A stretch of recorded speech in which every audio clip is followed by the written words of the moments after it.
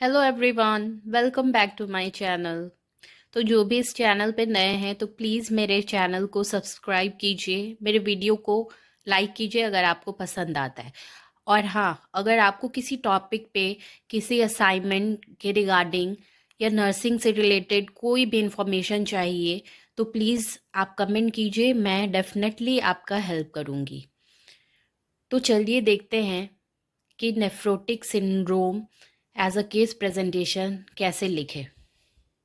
सो as usual सबसे पहला होता है डेमोग्राफिक डाटा, जिसमें name, age, sex, IP number, OPD number, ward and bed number, nationality, address, date of admission, date of case started, date of case ended, diagnosis, then developmental stage लिखते हैं। Then उसके बाद आता है history collection. तो history collection में सबसे पहले आपको लिखना है कि इन्फॉर्मेशन आपको किससे मिला है, क्योंकि छोटे बच्चे होते हैं उनसे हम हिस्ट्री कलेक्ट नहीं कर पाते हैं। तो इसलिए आपने जिससे भी इंफॉर्मेशन लिया है उसको यहाँ पे मेंशन करना है। Then after that you have to write chief complain, then present medical history, then this is the continuation. Then उसके बाद लिखना है present surgical history, past medical history, past surgical history. Then after that birth history. Birth history में आपका आएगा prenatal history, then intranatal history, then postnatal history. Then उसके बाद आएगा family history, then nutritional status, then after that immunization history, क्या क्या immunization बच्चे ने रिसीव किया हुआ है according to age you have to mention.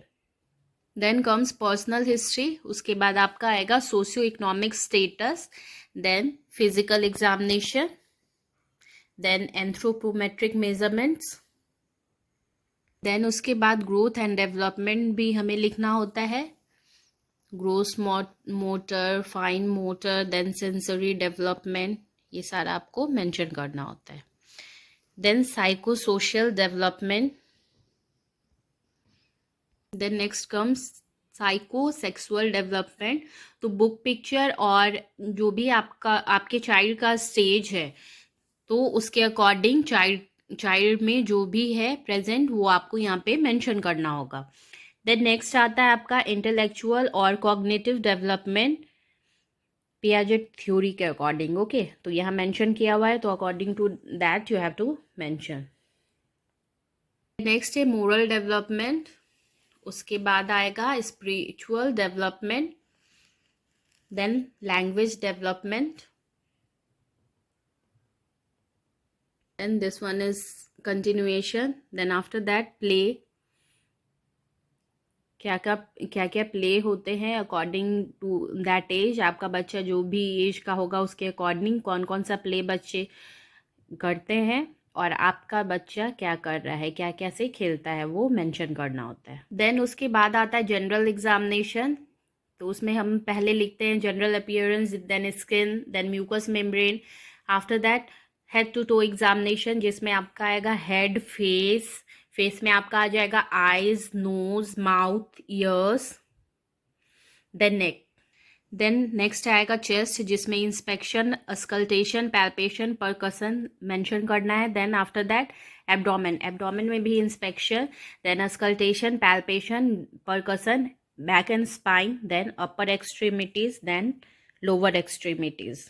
उसके बाद आएगा इन्वेस्टिगेशन, क्या क्या इन्वेस्टिगेशन आपके बच्चे में हुआ है, that one you have to right.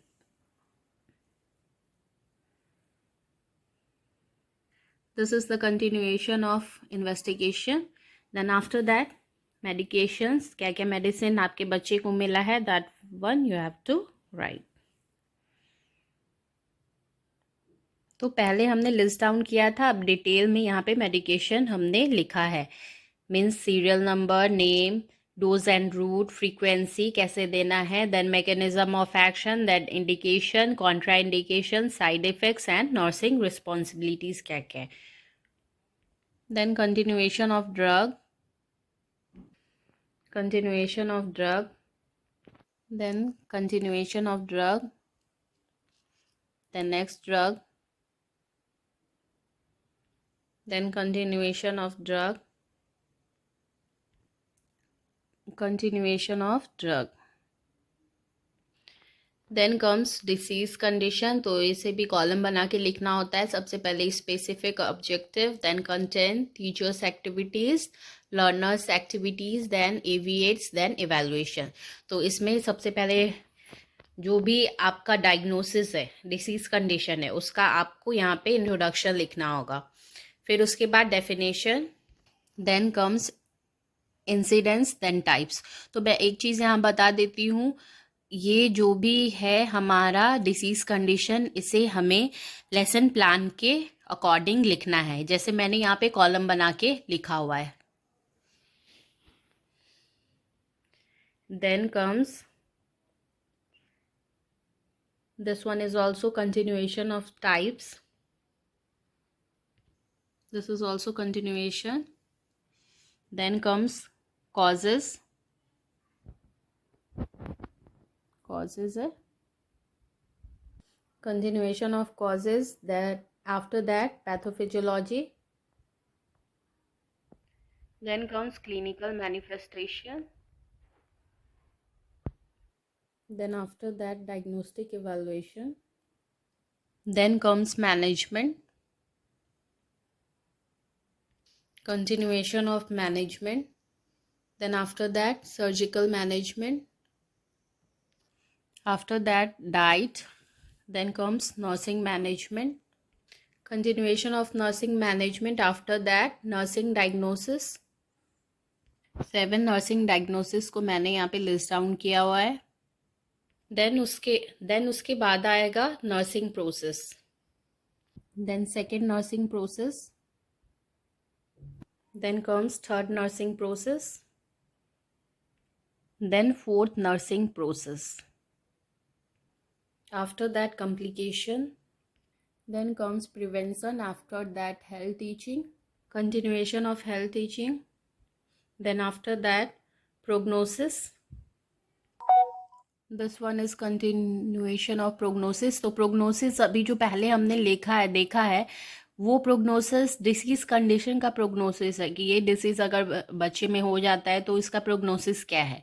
Then after that patient prognosis लिखना है, जो एवरी डेज जो होता है 3 डेज का हम केयर दे रहे हैं, तो यहाँ पे प्रोग्नोसिस पेशेंट का क्या है, इम्प्रूव कर रहा है कि नहीं, कंडीशन कैसा है, that one we have to write. Then comes summary, after that conclusion, then last bibliography.